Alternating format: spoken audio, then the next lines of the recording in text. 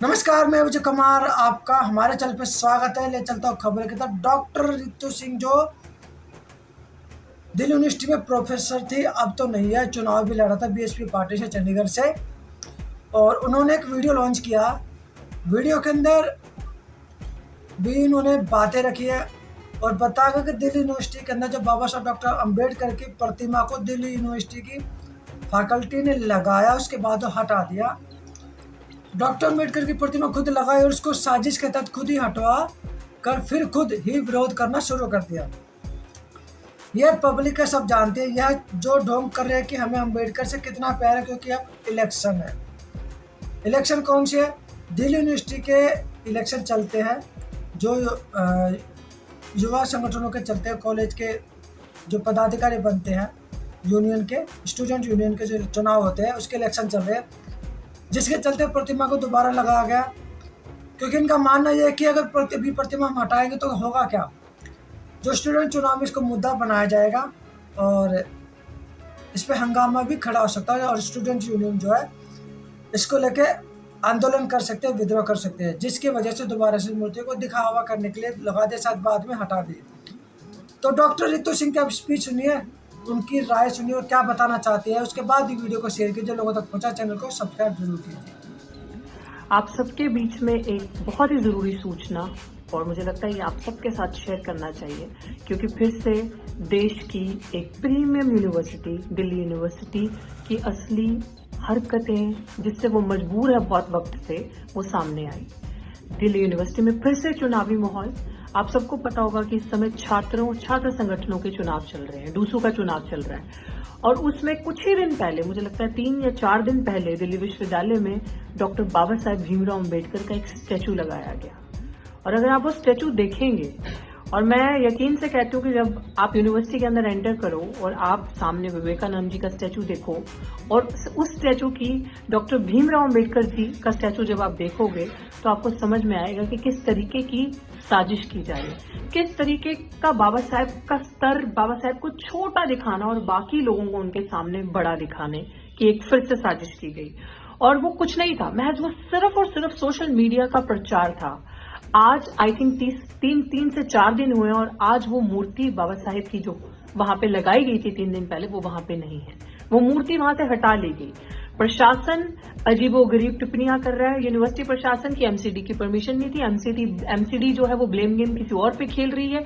ये सब मिले हुए हैं, ये सब एक थाली के चट्टे पट्टे हैं। बट मुझे हैरानगी होती है, ये उनका चरित्र और उनकी मानसिकता क्या है ये हम सब जानते हैं, लेकिन मैं चाहती हूं कि हम लोग कब सुधरेंगे, हम लोग कब समझेंगे।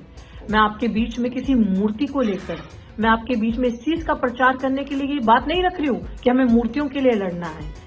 अंबेडकर हमारा अस्तित्व है, अंबेडकर हमारी आइडेंटिटी है, अंबेडकर हमारा कल और आज और आने वाला भविष्य है। अंबेडकर हमारे लिए क्या है, शायद वो लोग नहीं जानते कि जब चुनाव होते हैं, जब जिस जगह पे चुनाव होते हैं, आप अपनी आंखों से देखिए, आपको सेंसस दिए गए हैं, और आप देखिए कि जो सरकार, जो लोग कभी अंबेडकर का नाम नहीं लेते, जो लोग अंबेडकर को इतना कोसते हैं, उनके दिए हुए संविधान की प्रतिमा, संविधान को जलाते हैं जंतर मंतर पे, वही लोग जब अभी हाल ही में अगर आप देखो कि ये लोग जैसे चुनाव आते, चाहे वो हरियाणा चुनाव की बात हो, वो लोग जो यहाँ पे दिल्ली यूनिवर्सिटी में DUSU election, Delhi university student union के इलेक्शन की बात हो, तो एकदम से इनका अंदर का अम्बेडकरवाद जाग जाता है। दलित बच्चियां जब मरती हैं, उनके रेप होते हैं, जब दलितों के साथ बर्बरता होती है, तब एक लोग नहीं बोलेगा, लेकिन वही अम्बेडकर जो खुद दलित समाज से आते थे, वो इनको आज याद आ जाते हैं। मुझे कोई हैरानगी नहीं है इस बात को कहने में, बड़ी मैं आपके साथ इसलिए ये चीज शेयर कर रही हूं कि इस समय मूर्ति वहां से हटाई गई और पखंड एक किया गया कि सोशल मीडिया पे उस दिन मीडिया को बुलाया गया, पूरा प्रचार किया गया कि देखो जो डूसू है, उनके प्रेसिडेंट ने जो पिछले साल जीते थे, उन्होंने एक अम्बेडकर की प्रतिमा को वहां पे लगाया और कितना अच्छा, कितना बढ़िया काम किया। और वो सिर्फ और सिर्फ सोशल मीडिया के बीच में प्रचार था और वो मूर्ति वहां से हटा ली गई। और अभी अगर आप जाकर देखेंगे, वहां पे वो मूर्ति नहीं है। ये दिखावा किस लिए, ये ढोंग किस लिए? ये सारी चीजें अगर तो आपके दिल में फीलिंग्स हैं, तो आप इतना घिनौना काम नहीं करोगे। आप सिर्फ दिखावा करते हो, और जो लोग असली में उनके अस्तित्व के, उनके लोग हैं, उनके साथ आप बेईमानी, छल कपट करते हो। और दिल्ली विश्वविद्यालय का चरित्र तो आप सबके सामने है ही। और मुझे लगता है कि मुझे इस यूनिवर्सिटी, दिल्ली यूनिवर्सिटी की अगर बात करूं तो मैं कभी भी इस विश्वविद्यालय को इतनी आसानी से छोड़ूंगी नहीं। वो किस लिए नहीं छोड़ूंगी कि जो इसमें चील कौओं की तरह गंदे घिनौनी मानसिकता के लोग, जिन्होंने पता नहीं किसका हक नोच नोच कर खाया है, जिन्होंने इतने प्रतिभाशाली लोगों की थाली से निवाला छीना, इतने यूनिवर्सिटी में अच्छे बेहतरीन पढ़ाने वाले मेरिटोरियस टीचर्स, यूनिवर्सिटी का staff, even in non teaching, उन लोगों को बाहर कर दिया। सिर्फ और सिर्फ एक तबके का कैडर भरा है आरएसएस ने अपना, जो निकम्मे, जिनके अंदर कोई ग्रे मैटर नहीं, जिनके अंदर दिमाग नहीं, जिनको ज्ञान नहीं, नॉलेज नहीं, और पैसा वैसा लेके उनकी सिलेक्शन करी। इसलिए दिल्ली यूनिवर्सिटी की जब भी बात आएगी, क्योंकि हम लोग दिल्ली यूनिवर्सिटी से प्रोडक्ट रहे हैं उस यूनिवर्सिटी का, तो जब भी हमारे विश्वविद्यालयों की बात आएगी, जिन विश्वविद्यालयों पे हमारा अधिकार है, जो विश्वविद्यालय हमारे लिए बने, जहां पे हमारी ढेरों में आबादी आकर पढ़ती है और आगे बढ़ती है और बोलना सीखती है हम जैसे बच्चे, तो जब जब ऐसे विश्वविद्यालयों के अंदर ऐसी नौटंकी, ऐसे ढोंग होंगे, अंबेडकर को खत्म करने की साजिश होगी, जब जब ऐसी यूनिवर्सिटी के अंदर पाखंडवाद फैलेगा, जब जब ऐसी यूनिवर्सिटियों के अंदर शाखा लगाई जाएगी और पढ़े लिखे लोगों को बाहर निकाला जाएगा, हम हमेशा इसी तरीके से आगे बुलंदियों से आवाज उठाएंगे। और इस एक्ट का मैं घोर निंदा करती हूं और मैं इसके खिलाफ मजबूती से आवाज उठाऊंगी।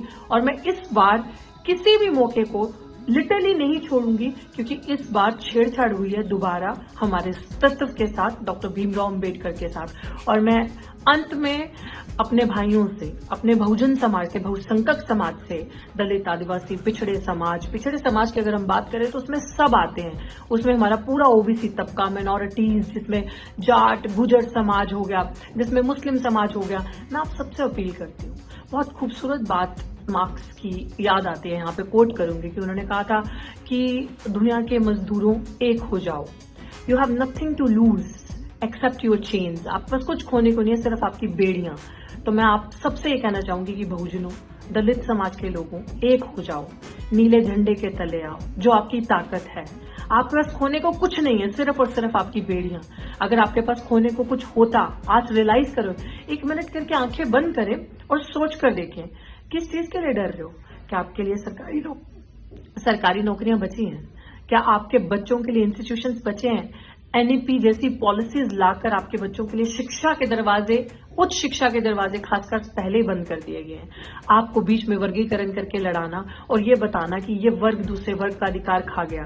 असली बात तो ये है कि ये सरकारें एससी/एसटी सब प्लान का हिस्सा पैसा खा गई। एससी/एसटी सब प्लान कहता है कि जिसकी जितनी संख्या भारी है उसकी उतनी हिस्सेदारी, कि बजट का अगर 100 रुपए बजट है तो जहां की पॉपुलेशन 17-18% अगर कहीं की पॉपुलेशन है एससी और ST, scheduled caste and scheduled tribe, उतना % बजट सरकार उनकी पॉपुलेशन के हिसाब से उनको देगी। कहाँ है वो पैसा?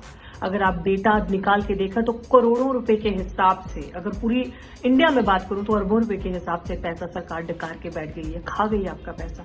वो पैसा किसके लिए था? आपके बच्चों की शिक्षा के लिए, आपके लिए वेलफेयर के लिए। आपकी गरीब महिलाएं, विडोज जो नरेगा में काम करती हैं, ऐसी महिलाएं, उनके लिए लोन मिलता, बच्चों को पढ़ने की सुविधाएं होती, उनके लिए कोचिंग इंस्टीट्यूशन बनते, उनके लिए बड़े बड़े स्कूल्स बन सकते थे फ्री एजुकेशन के लिए। वो लोग जो हाशिए पे हैं, जो स्कूली दरवाजे खटखटा नहीं सके, जो पढ़ नहीं सके, जिनके माँ बाप मजदूरी करते हैं, गंदगी कूड़ा उठाते हैं, उन बच्चों को अच्छी शिक्षा दी जा सकती थी। अगर ये सरकार कुछ चाहती तो ये सरकार निजीकरण को खत्म करके, प्राइवेटाइजेशन को, ठेकेदारी प्रथा को हटा के आप सबको आपके अधिकार दे सकती थी। जिस अंबेडकर की वजह से पढ़ लिख कर, सूझबूझ कर समझने का, आगे बढ़ने का अधिकार मिला, आवाज उठाने का जिस संविधान ने इजाजत दी, उस वजह से मैं ये बातें आपके बीच में बोल रही हूँ। क्यों बोल रही हूँ? इसलिए कि मैं मानती हूँ कि हमें मूर्ति पूजा नहीं करनी, मूर्ति के पीछे नहीं लड़ना, हमें हीरो वर्शिप नहीं करनी, हमें पॉलिटिक्स में भक्ति नहीं करनी है।